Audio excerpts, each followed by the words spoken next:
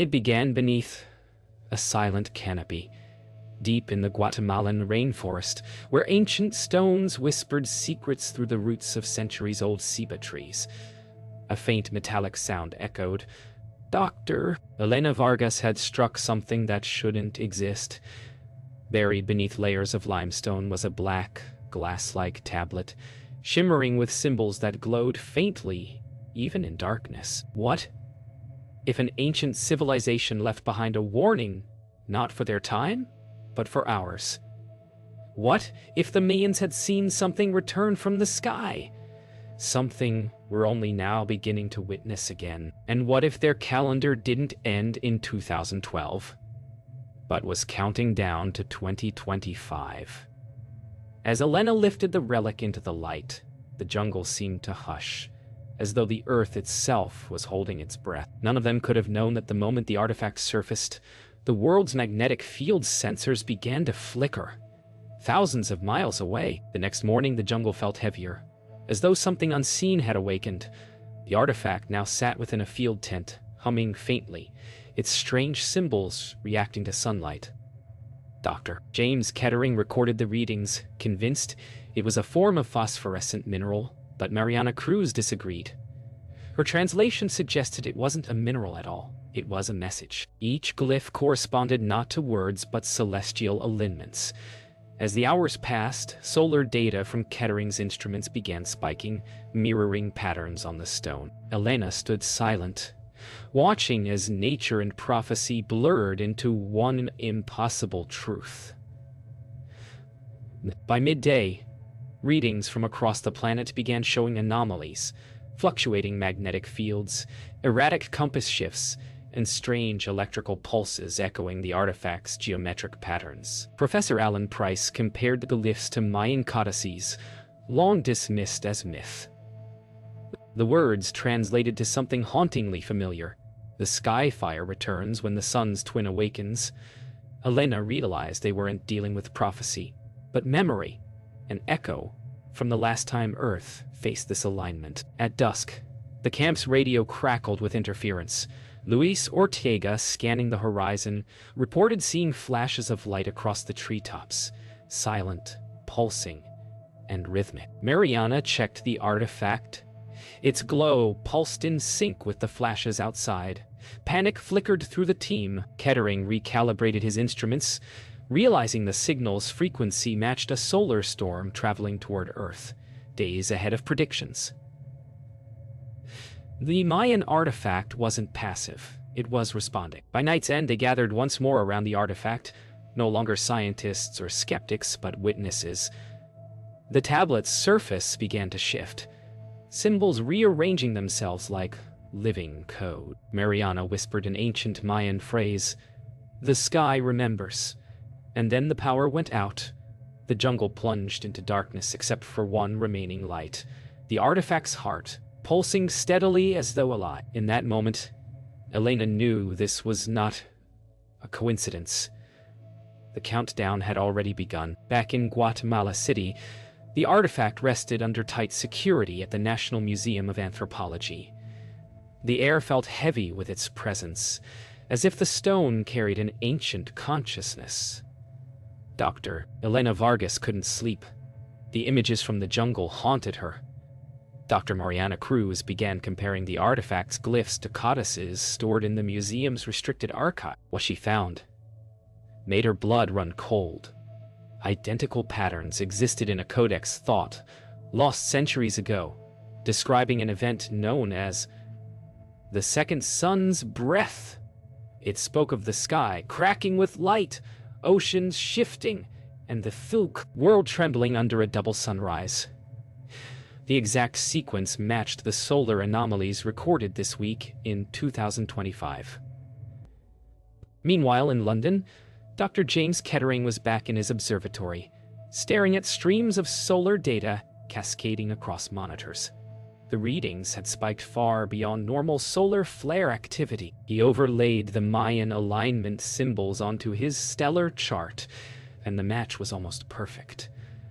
A new solar pattern, identical to one recorded roughly every 12,000 years, was forming again. If the artifact's timeline was accurate, the breath of the second sun wasn't myth at all. It was a celestial recurrence. The last time it happened, the Mayan civilization collapsed. Back in Guatemala, Professor Alan Price arrived with new documents retrieved from a private collection in Mexico. They described an artifact twin, another obsidian tablet buried near the ruins of Tikal, but never recovered. The records mentioned a catastrophic event, witnessed by the Mayans as a returning skyfire. The symbols in these documents mirrored those on Elena's artifact, including the same final date. Elena, Mariana, and Luis Ortega set out toward the ancient city to search for the second tablet, guided by coordinates only recently decoded from the inscriptions. Hours into the journey, the forest thickened. The sound of wildlife faded, replaced by the low hum of distant thunder. Mariana suddenly noticed something through the foliage, faint carvings on a half-buried stone column. The same spirals from the artifact. As the team cleared away the vines, they realized they stood on the edge of an uncharted temple complex. Professor Price believed it to be an annex of Tikal, never documented before. Something about its construction was wrong, newer than the ruins around it, as if built hastily, in fear. At sunset, the group reached the main chamber of the forgotten temple. The walls pulsed faintly with phosphorescent lichen, revealing murals depicting the sky split open with two blazing suns. Beneath one image lay a final inscription. The day the memory returns. Mariana felt her throat tighten. She whispered the translation to Elena, who stared silently at the twin solar disks above them. Outside, the air vibrated with an unseen pressure. Far above the canopy, a second aurora, bright red and violet, spread across the 2025 sky. Unseen by most of the world, but exactly as the artifact had predicted. At dawn, Elena transmitted the mural images to Dr. James Kettering in London. Within hours, his response arrived, urgent, almost panic. He had found the same solar pattern forming in modern data, matching the artifact's timeline precisely. A rare twin solar maximum was approaching, something not seen in recorded history. Mariana translated the mural's text aloud. When the skies remember their twin, the earth will answer. The words felt less poetic now, more like a geological warning. Luis noticed a subtle trembling beneath their feet, a vibration rolling through the ground. It wasn't imagination. Deep sensors worldwide were recording unusual shifts in the planet's magnetic field. In London, Kettering presented his findings to a small scientific committee. Solar observatories had confirmed a sequence of magnetic surges forming two simultaneous poles on the sun's surface, a phenomenon that defied known models. He overlaid this with the Mayan glyphs again. The patterns intertwined perfectly. It's not prophecy, he whispered. It's data. As screens filled with solar imagery, one line of Mayan translation haunted him. The fire that breathes without flame. It described not destruction, but radiation, an invisible storm crossing space faster than light. And it was already inbound, thousands of miles away. Seismic sensors began detecting deep tremors beneath Central America, synchronized with solar bursts. Elena and Price cross-referenced geological data. The temple's foundations aligned perfectly with magnetic lines stretching through the Yucatan. The Mayans had built their city at the intersection of Earth's energetic veins, possibly to monitor or survive these cycles. Mariana theorized that the tablets were not warnings, but memory logs, messages from survivors of the previous cycle, preserved in code. As thunder rolled overhead, Luis asked the question no one wanted to answer. What if the next memory has already started? Night descended heavy and electric. The artifact, stored inside a sealed case, began to emit faint pulses matching solar flare intervals. Mariana held her breath as the glyphs shifted again, rearranging into new symbols. Kettering's live feed confirmed another surge approaching Earth, one that would arrive within 72 hours. Elena felt torn between logic and fear. Could the artifact be a reactive sensor built with lost knowledge of magnetism? Or something more, a conscious recorder of cosmic history? Outside, the jungle lights flickered, and static filled the air like a living current. By the following dawn, the world began to notice. Satellite images captured magnetic auroras forming above the equator. Something thought impossible. Governments dismissed it as solar interference, but Kettering and Elena knew better. Mariana found a final glyph, now glowing on the artifact. A circle within another, divided by a vertical line. The ancient symbol for return. Professor Price whispered that the Mayans may have recorded the sky's cyclical death and rebirth. As sunlight pierced through the jungle canopy, the artifact flared brighter than ever before, and the Earth's compasses spun wildly for 3 full minutes. By the third day, the world's scientists could no longer deny it. Something extraordinary was happening to the sun. Its magnetic poles were shifting faster than any recorded in history, creating twin regions of polarity that pulsed like a heartbeat. Dr. James Kettering ran simulations through sleepless nights, overlaying Mayan glyphs against modern solar data. The match rate, 99.6%. In Guatemala, Elena and Mariana began decoding the temple's mural sequence, realizing it wasn't merely decorative. It was a calendar built on resonance, mapping not time, but frequency. The Mayans hadn't predicted a date. They had measured a vibration, one that had started again in 2025. Dorks, in London, Kettering's lab was buzzing with confusion and disbelief. He presented the artifact's frequency readings, an oscillation matching Earth's Schumann resonance, but rising steadily as if responding to the solar field. "The planet is vibrating," he muttered. "It's synchronizing with the sun." The idea was dismissed as pseudoscience by his peers, but the data didn't lie. The Mayans had once known this rhythm, the heartbeat of the Earth echoing through time. And as the graphs peaked, Kettering realized the resonance was converging on one date, June 21st, 2025, the solstice. Back in the Guatemalan jungle, Mariana and Elena noticed something strange. The temple stones had begun to hum faintly. A low, rhythmic vibration felt through the ground. Instruments confirmed electromagnetic interference increasing by the hour. Lewis reported animals fleeing deeper into the forest, and the sky took on a metallic hue at dusk. Alan Price compared the hume's frequency to inscriptions found in the oldest Mayan ruins. They matched perfectly. Whatever the Mayans had documented wasn't a metaphor. It was a global event, encoded across centuries as a warning for when the hum would return. By nightfall, Kettering's models projected a disturbing possibility. The sun's twin magnetic fields were converging, not opposing, creating a resonance wave capable of triggering electromagnetic disturbances across Earth. Mariana's translations revealed a phrase now hauntingly clear: "The second breath ignites the memory of the stone." Elena interpreted it as a signal. The artifact was a receiver, not a relic. It was built to awaken when the same solar pattern reappeared. The Mayans hadn't been warning us of an end, but preparing a message to their future selves, to us. Then, just past midnight, it happened.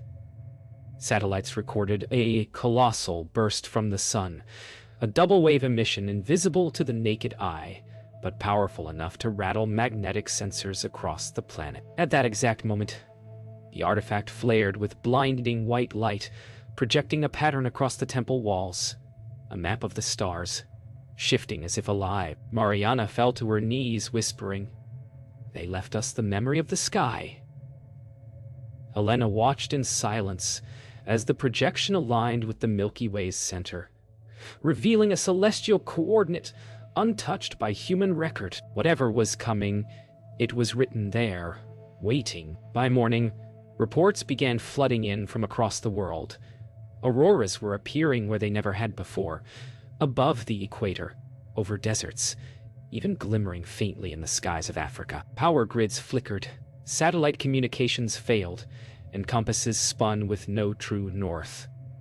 In Guatemala, Elena's camp became the center of a mystery no scientist could explain. Mariana confirmed that the artifact's star map matched real-time constellations, shifting in synchronization with the magnetic storm overhead. "It's alive," she whispered. Kettering called from London, his voice trembling. The readings match exactly what the Mayans recorded before their disappearance. Half a world away, Kettering's lab went dark. The solar storm had disrupted global networks, cutting communication for hours. But before the blackout, one image transmitted successfully. A map overlay of solar and terrestrial fields revealing perfect alignment between Earth's magnetic poles and the artifact's coordinates. The line crossed directly through Guatemala. It wasn't just coincidence. The ancient temple stood on the magnetic axis of the planet's resonance, the exact point where cosmic energy met Earth's core. Somehow, the Mayans had known this precise location thousands of years before modern technology could even measure it. That night in the jungle, strange phenomena began to unfold. The air shimmered faintly, as if charged with unseen electricity. Water in nearby pools vibrated, forming concentric ripples without wind or movement. Mariana recorded audio frequencies resonating from beneath the ground, harmonic tones matching the Schumann resonance spike reported globally. Elena and Price realized the artifact was no longer reacting to the sky. It was transmitting something. Luis stood by silently, feeling the hum rise through the earth into his chest like a heartbeat growing stronger. As the magnetic storm intensified, lights began appearing across the temple walls, tiny orbs forming intricate constellations identical to the artifact's projection. The temple itself was resonating, acting like an amplifier for the frequencies flooding through the air. Mariana realized the structure's geometry aligned with both Earth's magnetic field and the solar axis, a concept impossible for the ancient world to measure, unless they had witnessed it before. Kettering's final transmission came through weakly. "It's a cycle. 12,000 years apart. And it's happening again." The connection cut to static. By sunrise, silence fell.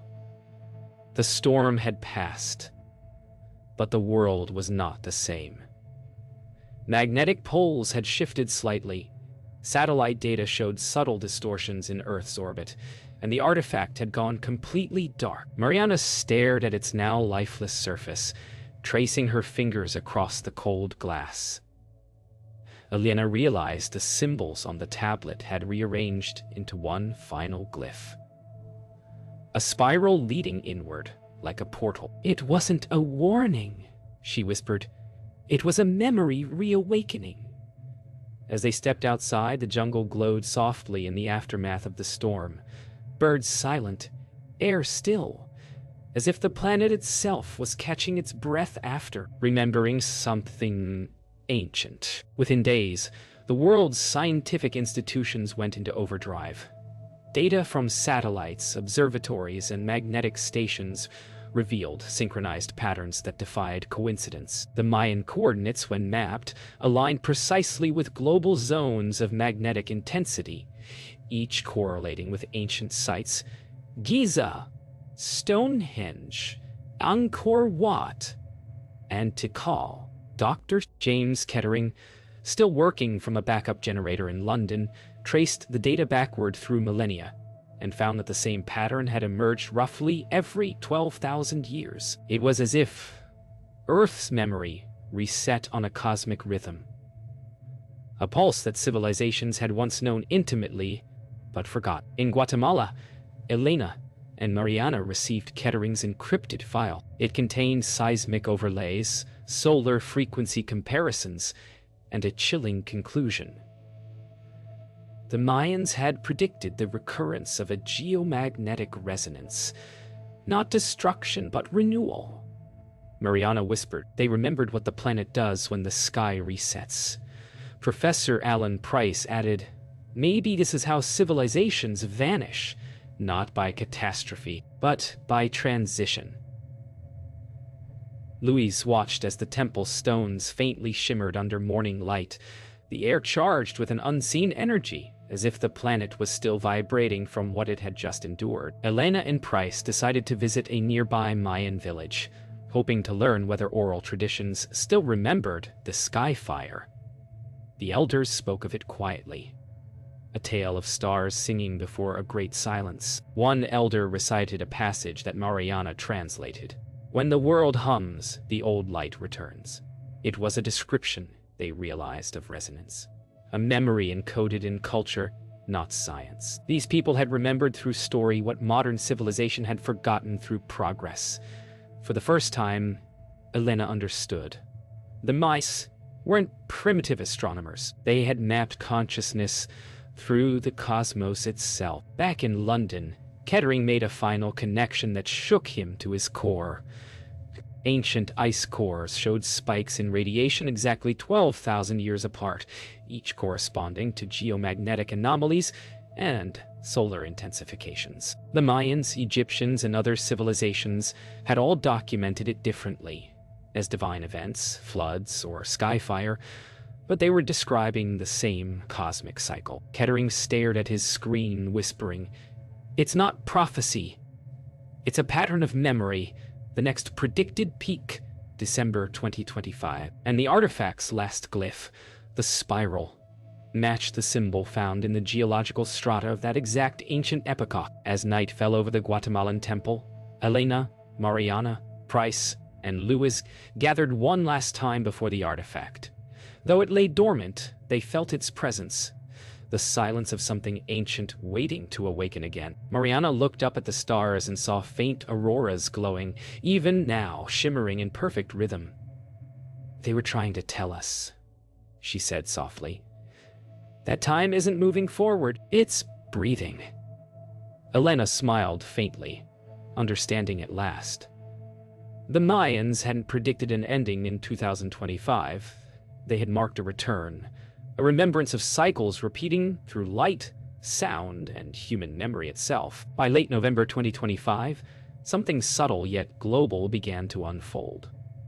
People across continents reported hearing a faint, low hum, a vibration that seemed to rise from the ground itself. Some dismissed it as urban noise. Others felt it deep in their bones. Seismographs, however, recorded no tremors.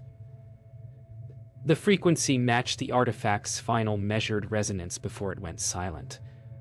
"Doctor," Elena Vargas stood before the ruins, realizing that the hum wasn't in the earth. It was within humanity. The Mayans hadn't just mapped the sky.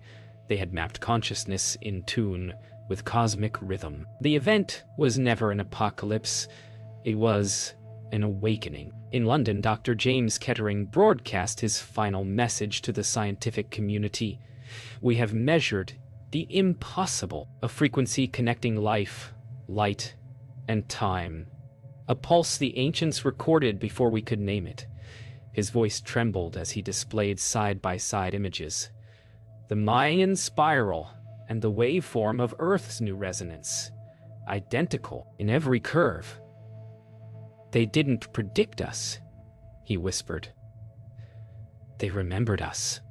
For the first time, science and myth converged into a single truth. Reality itself moved in loops, and humanity was living through one of its returns. Back in Guatemala, the artifact pulsed once more, faint but rhythmic, like a heartbeat remembered. The jungle air shimmered with unseen charge. Mariana placed her hand on its surface and saw the glyphs rearrange, one final time, into a pattern resembling the human brain. "It was never about destruction," she whispered. "It was about connection." Elena watched, realization dawning. The Mayans had encoded not doom, but a record of consciousness synchronized with the cosmos. The 2025 event was simply Earth remembering its rhythm, and humanity awakening to it again. As the solstice approached, the resonance grew stronger. Around the world, compasses stabilized, Skies cleared, and the auroras faded into calm, leaving an almost sacred stillness. Scientists and citizens alike reported vivid dreams of light, geometry, and memory, all sharing the same patterns seen on the artifact. It was as if humanity had tuned back into a frequency older than language. Elena realized this was the meaning of the spiral.